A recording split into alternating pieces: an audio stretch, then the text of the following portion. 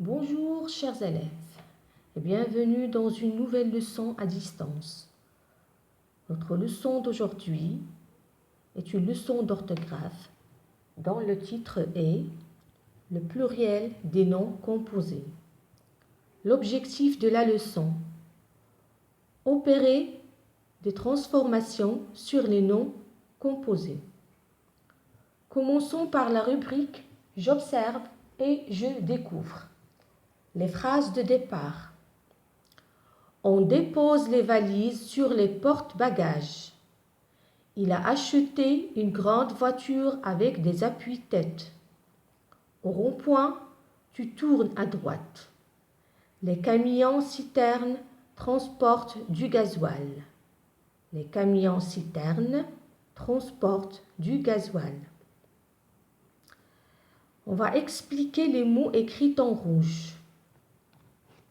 Voici un porte-bagages. L'appui-tête.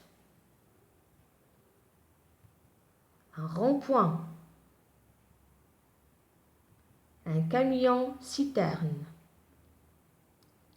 On va étudier ces mots. Porte-bagages.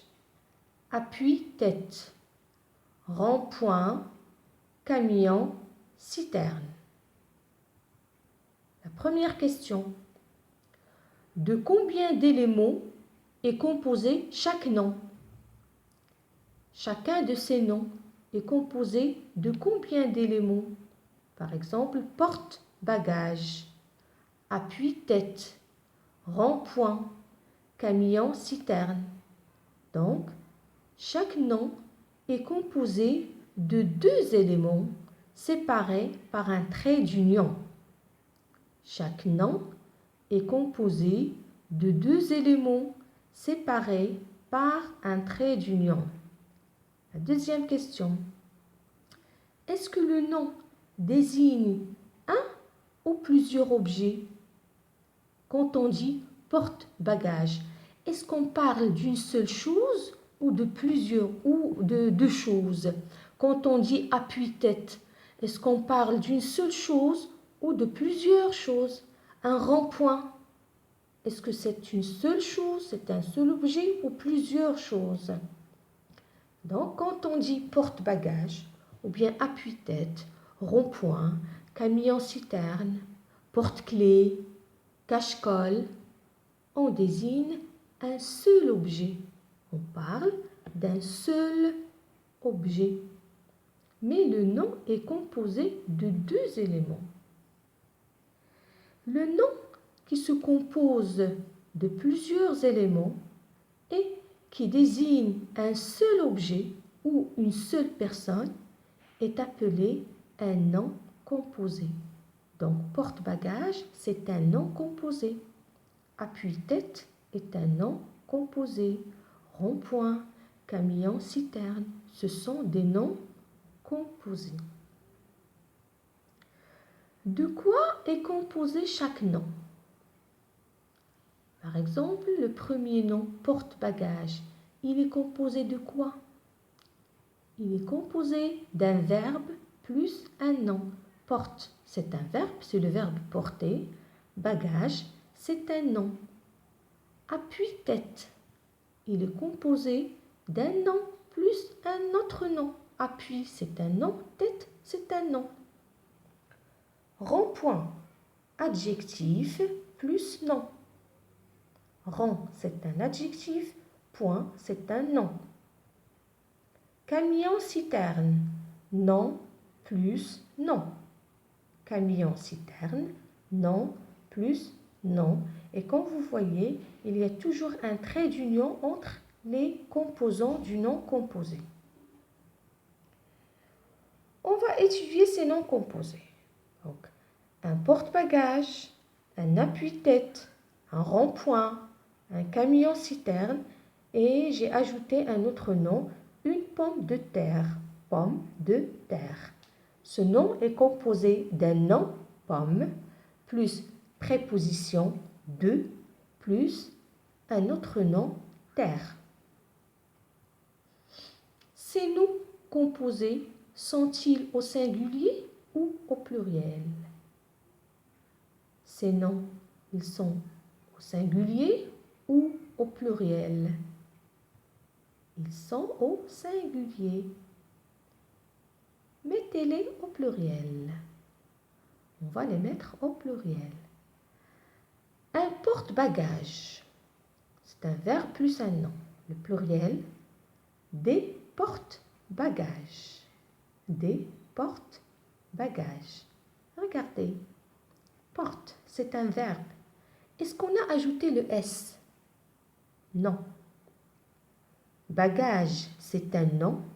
Est-ce qu'on a ajouté le S du pluriel? Oui. Donc, dans les noms composés, les verbes ne s'accordent pas. On n'ajoute pas le S du pluriel au verbe. Porte, c'est un verbe. On n'a pas ajouté le S. Mais dans bagage, qui est un nom, on a ajouté le S. Donc, les noms s'accordent, les verbes ne s'accordent pas. Deuxième nom. Des appuis-têtes. Appui est un nom, tête est un nom. On a ajouté le S du pluriel au premier nom, appui. Mais on n'a pas ajouté le S du pluriel au deuxième nom. Pourquoi? Parce que généralement, quand un nom est composé de deux noms, seul le premier s'accorde. Seul le premier s'accorde. En plus, chacun de nous a une seule tête. On n'a pas plusieurs têtes, on a une seule tête. Un rond-point, adjectif plus nom. Des ronds-points. Donc, on a ajouté le S à l'adjectif et on a ajouté le S au nom. Donc, les adjectifs s'accordent eux aussi. Dans un nom composé, les noms s'accordent, les adjectifs qualificatifs s'accordent, les verbes ne s'accordent pas. Des camions-citernes. Des camions-citernes. Nous avons un nom plus un nom. Les deux noms s'accordent ici. Les deux noms s'accordent. Pommes de terre. Des pommes de terre. Regardez. Pomme, c'est un nom. Le nom s'accorde. Pomme. De est une préposition. La préposition ne s'accorde pas. Terre, c'est un nom. Mais on n'a pas ajouté le S du pluriel. Pourquoi? Parce qu'il y a deux noms reliés par une préposition. Donc, quand il y a la préposition de entre les deux noms, le deuxième ne s'accorde pas. Comme dans appui-tête. Ici, il y a une préposition sous-entendue. L'origine du mot, c'est appui de tête. Appui de tête. Donc, il y a une préposition sous-entendue. Mais dans camion-citerne, il n'y a pas une préposition sous-entendue. On ne peut pas dire camion de citerne. On dit camion-citerne. C'est pourquoi que les deux noms s'accordent. Donc, qu'est-ce que vous remarquez? On remarque que seuls les noms et les adjectifs qualificatifs s'accordent si le sens le permet. Dans les noms composés, seuls les noms et les adjectifs qualificatifs s'accordent. Les verbes ne s'accordent pas. Les prépositions ne s'accordent pas. Rien ne s'accorde, sauf les noms et les adjectifs qualificatifs quand le sens le permet. Par exemple, tête ne s'accorde pas. J'ai souligné le nom tête. On n'a pas accordé le nom tête. Pourquoi? Parce qu'il y a une préposition sous-entendue entre les deux noms. Je retiens bien.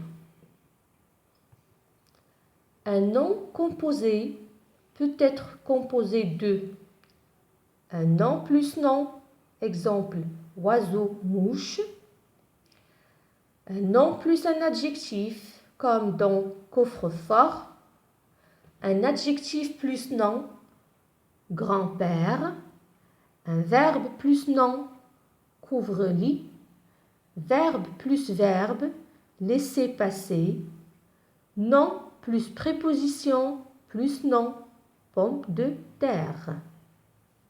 La deuxième chose, seuls les noms et les adjectifs qualificatifs s'accordent si le sens le permet. Seuls les noms et les adjectifs qualificatifs s'accordent si le sens le permet. Lorsque le nom est composé de ou bien d'un nom plus préposition plus un nom, comme dans pomme de terre, seul le premier nom s'accorde. On dit des pommes avec S de terre. Terre ne s'accorde pas. Même si la préposition est sous-entendue, comme dans des timbres-poste. Et si l'origine du nom c'est timbre de poste, mais on a supprimé la préposition, elle est restée sous-entendue. Et on dit des timbres-poste. Timbre est un nom, il s'accorde. Poste est un nom, mais ne s'accorde pas. Pourquoi? Parce qu'il y a la préposition sous-entendue. Généralement, un trait d'union relie les mots qui forment un nom composé. Donc, il ne faut pas oublier que généralement, il y a toujours un trait d'union entre les composants d'un nom composé. Passons aux exercices d'entraînement. Premier exercice. Souligne dans les phrases les noms composés. Vous avez 4 phrases. Ton haut-parleur gêne la conduite.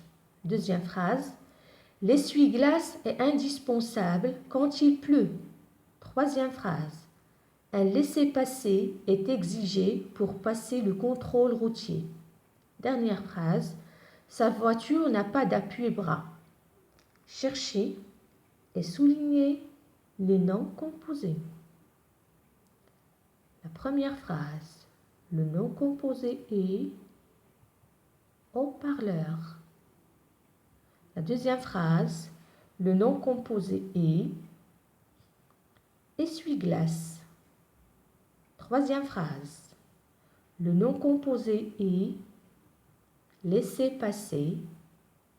Et dans la dernière phrase, la quatrième phrase, le nom composé est appuie-bras. Deuxième exercice. Complète chaque phrase avec l'un des noms composés suivants. Les noms composés sont garde-boue, porte-bagages, aller-retour, va-et-vient. Je lis les phrases. La plupart des voitures n'ont pas de. Deuxième phrase. Il te faut un pour ton vélo. Troisième phrase. Évite ceux sur le trottoir car tu gênes les passants. Dernière phrase. Si tu voyages, prends un billet car c'est plus sûr et moins cher. Donc, on fait l'exercice ensemble. La plupart des voitures n'ont pas de quoi? Qu'est-ce qu'on trouve sur les voitures? On trouve le porte-bagages. Donc, la plupart des voitures n'ont pas de porte-bagages.